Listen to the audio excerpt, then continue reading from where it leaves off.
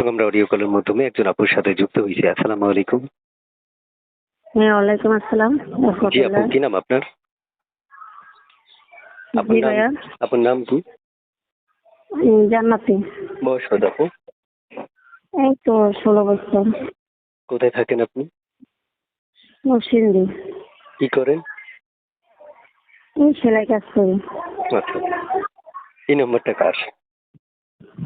জি, এই নাম্বারটা কার? এই নাম্বারটা কার? এটা আমার নাম্বারই ভাইয়া। এই নাম্বারে ফোন করলে কি আপনাকে পাওয়া যাবে? জি, পাওয়া যাবে। পরিবারে কে কে আছে আপনার? ছোট একটা ভাই আছে আর মা আছে। কেন আসছেন একটু বলেন, বিস্তারিত একটু শুনবো আমরা। বুঝলাম না। কেন আসছেন একটু বিস্তারিত বলুন, আমরা শুনবো আপনার এই কথা। তো আর কি, একটা ভালো মনের মানুষ পাওয়ার জন্য। যদি একটা ভালো একটা মনের মানুষ পাই জীবন সঙ্গী হিসেবে, সুখে দুঃখে আমার পাশে যদি দাঁড়ায়, তাকে জীবন সঙ্গী বানাবো। যে দর্শক, আপনারা শুনতে পেরেছেন, আমি যে আপুর সাথে কথা বলছি, চাইলে আপনারাও এইভাবে কথা বলতে পারবেন। স্ক্রিনে একটা নাম্বার দিয়ে রাখবেন, নাম্বারটাই তার যোগাযোগ করার জন্য। শুধুমাত্র আপনাদেরকে পুরো ভিডিওটা দেখে চ্যানেলটা সাবস্ক্রাইব করে তারপর হচ্ছে কল দিলেই আপু আপনাদের সাথে কথা বলবেন।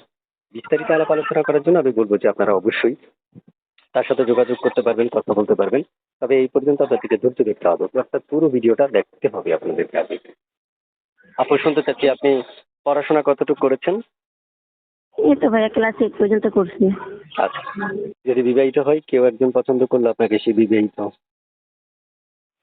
ভাইয়া যদি সে একটা মনের মা, আমি এমন একটা মানুষ চাই যা মানে আমার দায়িত্বটা নেবে, সে বিবাহিত হোক আর আমি বিবাহিত হোক, যদি আমার দায়িত্ব নেয়, কারণ আমার বাবা নাই, কারণ আমি একটা অসহায় মেয়ে, যদি সুখে দুঃখে আমার পাশে থাকে, আমি একটু একটা ভালো একটা মনের মানুষ পাই চাই। বুঝতে পারছি। যে দর্শক, উনি আসলে ভালো একজন মনের মানুষ আছে। সেক্ষেত্রে ওনার কথা হচ্ছে যে লোকটা যেমনই হোক, ওনার তেমন তেমন কিছু আসে যায় না। শুধু লোকটা ভালো মনের হলেই ওনার পছন্দ হবে। রাইট আপু? জি। আচ্ছা আপু, আমি ছোট্ট করে একটা প্রশ্ন করি, যে আপনি কেউ যদি অপেক্ষা করতে বলে করবেন না? জি, করতে পারবো, অবশ্যই করতে পারবো। আচ্ছা, আপনার কি নাম্বার ইমো আছে? না ভাই, এই নাম্বারই মনে হয়। ইমো নেই? না ভাইয়া। ইমো নেই?